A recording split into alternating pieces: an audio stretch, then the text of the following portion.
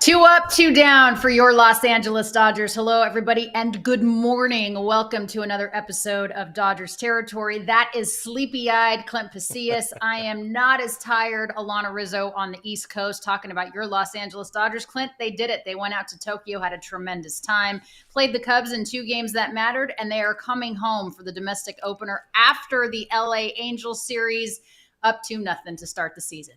Yeah, we had a little bit of everything in this game. We got some Shohei Ohtani giving the fans what they want, which is a bomb. Roki Sasaki, okay, limits the damage in his debut, but most importantly, the Dodgers take both games, like you say, against those Cubs, and they do so without the services of Mookie Betts and Freddie Freeman. Everything you could ask for as a Dodger fan in this series.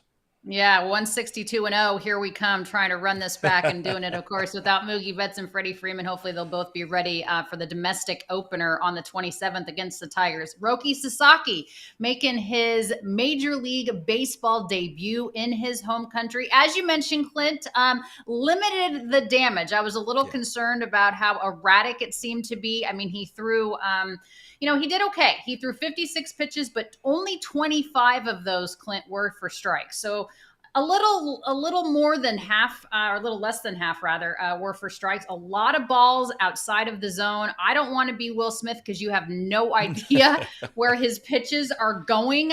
But what is your assessment of the first real outing that counts for Roki Sasaki in American baseball? I mean, all things considered, he gets through 3 innings, allows just the 1 run, walks in the 1 run there. In the third, avoids damage there, further damage, getting that strikeout as well in the third with what looked like a slider. I think they called it a slider, but again, okay, not good, not great. 5 walks in there is a little less than ideal. We knew there would be some work in progress with Roki Sasaki. There would be some growing pains in there. I'm sure the nerves were pretty, on edge there, making his debut, MLB debut back in Japan. But he gave the Dodgers what they needed. I think you and I were talking about this on Monday. Just give him 3, give him 4. You got enough bullpen arms. You got enough guys that are kind of stretched out to just survive a 2-game series before you enjoy a flight back home, you enjoy your beds, you play 3 meaningless games and the season starts back up again. So I liked what I saw, and there's some good room for improvement for Sasaki. Yeah, he walks in a run there, but leaves the bases loaded on a huge K to end the third. Justin Yama saying, good luck to other teams. You have to stop the world just to stop the feeling. I love that, Justin. Everybody, welcome. Great to have you guys with us. Make sure you like and subscribe, rate us 5 stars, tell your friends, tell your neighbors. We're so happy that you're with us. So Justin Steele picks up the L for the Chicago Cubs, and Landon Knack and all of his show flow picks up the win for the Los Angeles Dodgers. Again, another impressive outing by this Dodgers bullpen, Clint. Yeah, I mean, another one. Good, not great early on. Luis Garcia making his Dodgers debut. The veteran allows the run there we see on the screen, the run with the 2 hits. Nothing major. Jack Dreyer, kind of, I'd blame him for his 1 earned run. I'm surprised it's an earned run. It felt like an error to me, considering a hit off of his glove, so he could have escaped that inning clean. But otherwise, the guys you want being clean were clean. Vesia, a little bit of a tightrope there in the 9th. Kirby Yates clean in his debut. And you didn't have to go back-to-back with guys. We didn't need to see Blake Treinen back out there. You didn't need to see Tanner Scott going for a second save. Again, everything. Yeah, we saw guys like Luis Garcia. Sarah, our producer, and I were like, "Who the hell is this guy?" And I know that he's a veteran reliever or whatever. But I mean, that's the beauty of this Dodgers team, is that you don't have to blow out your big arms in back-to-back games when you have so many complementary pieces. This is a funny description too. Philip Fountain joining the program, friend of the program. Roki was shaky and nasty at the same time. I love that, because you don't necessarily have to have your best stuff. You can have nasty stuff, even if it's not your best day on the hill. That's one of the better descriptions I've ever seen about a guy that has, 100.5 miles an hour, but doesn't necessarily have the location, the pinpoint location we're looking for. He's got the velo. We know the splitter is nasty. Just doesn't always know where everything is going. And again, this is part of what the Dodgers signed up for and why he came to LA. He's going to keep refining his game. We'll probably see take some real assessment after 5 or 8 starts before we really know who Roki Sasaki is going to be to open his career. Right now, they're at that point where go out there, throw with what got you here, throw with what made you such a desired commodity in free agency. I guess we can call it free agency. And if they need to implement some changes, they will. Otherwise, 100 miles an hour still plays up whether the fastball is straight or not. 100 miles an hour, still pretty dang good fastball. Yeah, you got to know where it's going though. So Will Smith is like, "What the heck? How are we doing this back here?" Yeah. But no, it was a good offensive day too. Again, in the absence of Betts and Freeman, so it's only going to get better in terms of the Dodgers offense. Be honest, did you think Shohei actually went yard? Yeah. Yeah. I Did mean, you? Joe gave us a little bit of a ride on his call for sure. Let's play the tape here in that Otani bomb because it gave us a little bit of everything: the pomp, the circumstance, the excitement of an Otani at bat in Japan, and it sounded gone. It sounded tank 99. You see him kind of worrying, He maybe, didn't know though. He was like, maybe "Oh, I'm not. not sure." And then I was like, that was hit pretty dang hard to be hitting off the wall, but it hits off a fan's hands. Thankfully, the call was a home run, so they don't Yes, not overturn enough that to call. overturn it, right? Yeah. And listen, to I me, right there, that's past the line. That's getting over the line. That's hitting somebody just about in the waist or in their junk if it gets over the wall. So it's a homer to me. That's a show homer. That's a Shohei bomb, his first of the 2025 season. What was not questionable was Kike's. Good Lord. He hit that thing. I was like, oh my, oh There it my, is. Kike. Welcome to 2025. I mean, that was in no doubt or almost on the same pitch that he fouled off before. But man, that was a tank. Yeah, that's a Kike bomb. He ran into that one. Good way to get off the schneid for 2025. A fan favorite out there everywhere, Mr. International, Kike Hernandez, and unloads 2-run bomb. I think it was a 2-run. Maybe it was a solo shot. No, 2-run bomb because there's a guy on base, and usually that means 2 runs. Yeah, that was a multiple run home run. What do you mean get off the schneid? It's the second game It's of still over. 2025. Still Oh, over. You're gonna for feel an God's over. sake. You go up, you see on the scoreboard, over, you see Bruh, it's zero, game two. zero, It's zero, game two. and that's It's the game most two. important thing. I It's want to go game back to two. But Roki for a then, second because I did okay. see a comment here. Sealer9 in our chat says the overreaction to Sasaki all season long are going to be all time. 23 years old, never pitched in MLB before. Going to take a while to adjust all the way, and I think that's going to be a big thing for all of us. Just give him some grace. It's going to take a little bit of time.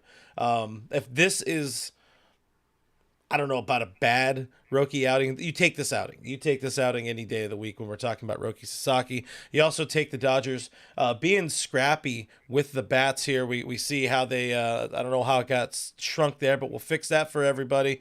Doing a little bit of everything to get Yeah, the on the pass board. ball. Yeah, a little bit You of know a what I pass like too ball. is that Max Muncy speaking of Max Muncy there on second base with Hernandez up at the plate. Max Muncy on foul territory yesterday told the boys that the team themselves said to Roki Sasaki, listen, there is no pressure on you, man. We Yep. got this. We got your back. We have you defensively playing behind you. We have you with the bat. So that's a veteran move right there when a team, whoever it was that initiated the conversation, said, listen, you don't have to go out there and be the man. We understand the pressure. You're 23 years old. You're new to this, the culture and everything. And I get that he was pitching in Japan, but he's pitching for an American team and he's trying to show out for his team, right? You're trying to show out why everyone and their mother wanted Roki Sasaki on their roster. And he showed that. But I love Max and the veteran move there of saying, listen, you got 25 other guys, and really they brought 31 and the coaching staff that is all behind you. We got this. Absolutely. That's what this team does. A bunch of veterans, going to welcome everybody in. Just try to put people in the best position to succeed, and defense can help them out. Offense can help them out. And Roki, just go out there, do your thing. And how about this? Before we throw to our friends at Spot and Tango, did you have on your Dodger 2025 bingo card this guy with the first homer of the season? That's right. Thomas Tanks going yard right here. I Gotta didn't love it. have him as the first home run, but honestly, I'm not surprised. This guy's just a ball player, right? We talked about it yesterday. I mean, you look at him in stature and you may not think that he has the power that he has. But man, I tell you what, he took that ball and he just smacked it over that left field wall, giving the Dodgers a 3-0 lead there in the top of the third against Justin Steele, who, by the way, God bless him, but he looks like he just got out of bed. He looks so shell shocked. Poor Justin Steele. And I want him to be healthy. I want him to be good. He's good for the game. And obviously the Cubs desperately need him. But Tommy Tanks, he's just a ball player, right? You talk about, he's baseball-ish. He's hitter-ish. Yeah. He has the power. He can do all of the things. He's a I guy love that's that he's a on dude. this team. He's a guy that's He's straight a up dude. a dude. He's a dude. He's a dude. He's a dude for 5 more years. Why do you say I think Dude Wipe should sponsor the show. But right now, let's get to Spot and Tango. Let's do it. T-Fam, I hope you have as much confidence as Penelope right now, who is an avid Spot and Tango fan, okay? And she uses the code FOUL, Kratz, because this is a personalized dog food subscription service that prevents you, of course, from going to the store to pick up the food, and she just gets the highest quality unkibble. That is what they're known for. And I know you love the quiz part of it, too. It's a super quick quiz, but it lets you give them the information and they tailor it to what is needed based on their age, size, activity level, all things that are custom for each and every one of your dogs. Yeah, human grade ingredients in that unkibble, USDA meat, fruits, and veggies that are approved there. No artificial stuff, no preservatives. They've got the exclusive deal for the FT fam for a limited time. Go to spotandtango.com/foul. Use code FOUL to get 50% off your first order. That's spotandtango.com/foul. It's spotandtango.com/foul, code foul. That's pretty good. I love it. And honestly, my dog Bentley loves Spot and Tango. We appreciate Spot and Tango for being a friend of the program here. She loves it. I give her I'm allowed to give her 4 scoops a day. I give her 2 scoops a day in addition to some other stuff, and she loves it. So Spot and Tango is good stuff. It is unkibble, if you will. Does Doobie like it too, Clint? Doobie is a massive fan. He'll actually listen to me more when I have the unkibble there. We're on the cod and salmon, because it changes up their usual. We've got 2 dogs here, so it changes up the usual meat palette for them. I want my dog to feel special, and he definitely does with Spot and Tango. That stuff that's some good stuff. It is good stuff. All right, let's use talk the links, guys. Yeah, I appreciate that. So Dodgers take the early lead in the second inning. Smith walked, Muncy double, pass ball, Kike sac fly. We talked about that. I think this is a good indication, too, of kind of just trying to scrap together runs, right? I mean, Yesterday they didn't really get things going until the 5th inning after they got Shota Imanaga out of the game, so they took advantage of the Cubs bullpen. Today it was kind of, a back and forth situation there where they were able to, you don't have to necessarily rely on the home run, although they got 3. But just kind of found a way to win. And this is what you're going to have to do. It doesn't matter how you do it, as long as you get the W at the end of the day. Yeah, everybody's stepping up. And again, like we already said at the top of the show, without the services of Mookie Betts, without the services of Freddie Freeman, finding a way to scrap together some runs, putting up 6 in this game, and a little bit of everybody. Also, Teoscar Hernandez not a factor in this game. Of course, big factor in game 1, but everybody doing something. Kike Hernandez with the bomba there. Tommy Edman in that 2-hole doing good stuff. Shohei Ohtani doing really, really good stuff with the bat. And Will Smith. Let's shout out Will Smith for a second, because I do want to give some love for his hot start, because we do see a 1.528. Sorry, numbers are hard sometimes, but a 1500 OPS as Smitty is putting together a hell of a start to his season and quieting up some of the haters or the question mark people like myself who are like, hey, we're worried about that ankle. Are you feeling good? Is everything right at home? All that kind of stuff. But Smitty, both of these games, really, really nice stuff here. And if he's able to be back to what we've seen in the past when he's right, especially early season Will Smith, that is huge for this team, because just a couple years ago, this was a guy who was hitting cleanup. So if he's hitting somewhere 5 or 6 in this order, having him, he's not going to post the 1500 OPS for the rest of the year, but to have him right, have him feeling good, have him dancing on second base, the Dodgers are going to be in a very, very good spot. It's funny because I love him, but he's not the most flamboyant human in the world. So when you see him having to do that thing with the thing, he just looks like so uncomfortable, right? You know who else I want to give a little bit of props to, Clint, is Michael Conforto. Because again, I think the Dodgers signed Michael Conforto because they wanted to lengthen the lineup, right? We talked so much last season about how the bottom part of the order just wasn't producing, and you're relying way too heavily on 1 through 5 to get the offense going. Michael Conforto today, 1 for 3, batting 286. I put no stock in the first 2 games in terms of numbers and statistics, but I like the fact that he is able to lengthen that lineup and give you a quality at bat from the left side. Hey, some people might forget the name Michael Conforto. He was a very, very good player when he was younger with the New York Mets before injuries kind of derailed his career. Had an okay season with the Giants last year, but he's just the right type of player to come here to the Dodgers and be a part of this the Dodger lab that we had a chance to see out there at Camelback Ranch, but also things that this front office is able to do, the coaching staff, the hitting coaches and all that, things they are able to identify and get players back on track. Conforto could be the next Jason Hayward type of dude, or Teoscar. I don't throw Teoscar in that. I'm going to put him more in the Jason Hayward category rather than the Teoscar Hernandez category, because Teo was good. He was still pretty good in Seattle, and he's been good all of his career. Conforto has fallen on hard times. So like we're saying, if we're looking at somebody that's a little bit lower in the lineup, somebody that can help this lineup, lengthen the lineup Yeah, out. but I think you're forgetting one key factor. It's like when you get to the Dodgers, you just reinvent yourself, right? Yeah, I think a lot of these times, when you're on other teams, you have so much pressure because they don't have the depth that the Dodgers do. And it's like Michael Conforto knows that if you look at that lineup, he certainly doesn't have to be the man. So he can be the guy that is, he can be himself is what I'm trying to say. So sometimes when you come to the Dodgers, you just kind of like have this ability to kind of like reinvent yourself. And the Dodgers seem to find success in guys that, haven't had it in the past. Let's talk about this really quick. By the way, happy 37th birthday to the GOAT, Clayton Kershaw. Today is his birthday. I will never forget Clayton's birthday because it's also my grandmother's birthday. She has passed, but I will never forget that. So let me say happy birthday to Clayton. But there was a couple of roster moves, Clint, before the game today. The Dodgers recalled Matt Sauer. They placed Kirsch on the 60-day IL. Not a shock there, coming off of the surgeries. And they optioned Justin Robleski.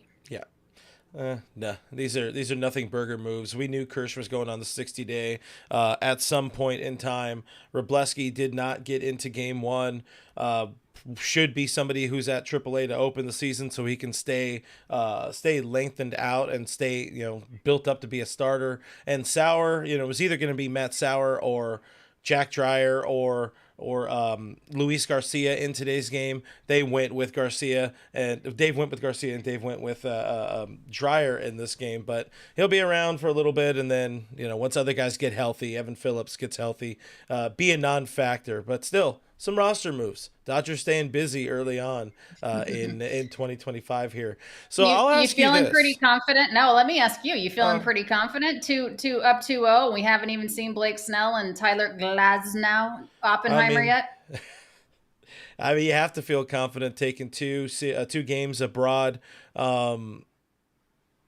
Seeing some of those numbers, seeing some of these stats, I'll throw them back up on the screen there. Ohtani off to a nice start. The Smitty off to a nice start. Edman solid in there. Conforto and the pitching. We know the pitching is going to be an absolute strength for this team moving forward. So I feel really, really good. What I'll ask you, what did we learn from this series? A series that we can kind of call meaningless, but at the same time, the games count.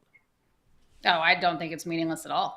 I think it's it's a good statement piece if you want to look at it that way. This to me shows that the Dodgers don't have that proverbial hangover, that the Dodgers aren't looking forward to just the domestic stuff in the 2025 season. This is a team that wants to dominate. This is a team that isn't ready to settle. I mean, Will Smith even told us when we were talking to him at Camelback Ranch that he's still hungry. We talked about these guys having the World Series championship and some young blood, but even the guys that won last year that were on this team, what's better than winning once? Winning twice. And they want to continue this dominance and this legacy. And even Miguel Rojas told us that, listen, he wanted to be a part at 36 years old. He wanted to be a part of what he believes to be one of the best teams ever assembled in Major League Baseball. And this is a sport that's been around a really long time. So that's one thing I take away from it. I think it's amazing just to once again illustrate the depth that the Dodgers had. If you told me that we were going to go into this series against a Cubs team with Shota Imanaga and Justin Steele without Betts and Freeman, I would have been happy with the split coming out of that, and they won both games. So it shows me the versatility again of that proverbial V we talk about with this team off the top. That's what it shows me. It shows me that Yamamoto and Roki Sasaki are huge pieces. Still some work to be done, of course, but it shows me we are what we thought we were. That's what it shows me. And still an incomplete team. Again, like I was just saying, you're still missing some pieces. The bullpen is incomplete at the moment. We haven't seen the rest of the starting rotation, but this is a team that is well built. The fruits of Andrew Friedman and Brendan Gomes' labor in the offseason is going to show through this team, through the depth, through the ups and downs of 162. Maybe this team goes 162-0. They're not going to do that, but they're off to the right start, being 2-0 so far. Yeah. Before we say goodbye, so when we were at spring training last week, AJ Przinsky was with us because we were hosting Foul Territory from all of the camps, and we were in the Dodgers clubhouse, you and I and AJ. And Tony B from West Coast Multimedia. And AJ was telling everybody and their mother, anybody that would listen, that he was going to sell his hand because he shook Ohtani's hand as well as Sasaki's hand. Well, so did we. We shook Yamamoto's hand and Shohei's hand. But you know what? We're not important because apparently everybody can shake Shohei Ohtani's hand. There is a replica of Shohei's hand in his hometown in Japan.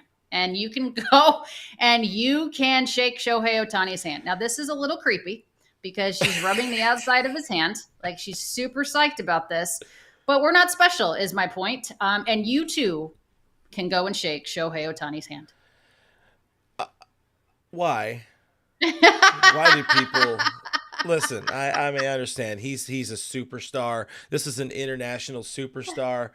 But creepy, I think, is the correct word here. I don't want to... what would be really creepy is if it shook your hand back. Like what if it started moving? Oh, yeah. No, thank you. No, thank you. I'm out on this. That's a big no for me, dog. Yeah, that's a big no for me, dog. All right, speaking of being out on that, we are out. Go back to bed, Clint. You, I know, are tired. It's like boy. What? It's like 5:19 there. I don't even know what time it is. 6:19 right now in the AM on your AM dial. All right, Clint and I are back on our regular show on Thursday. Okay, thanks for being with us today. Again, like, subscribe, rate us 5 stars. We appreciate you guys as always. Thanks, go Dodgers. We'll see you Thursday. Bye.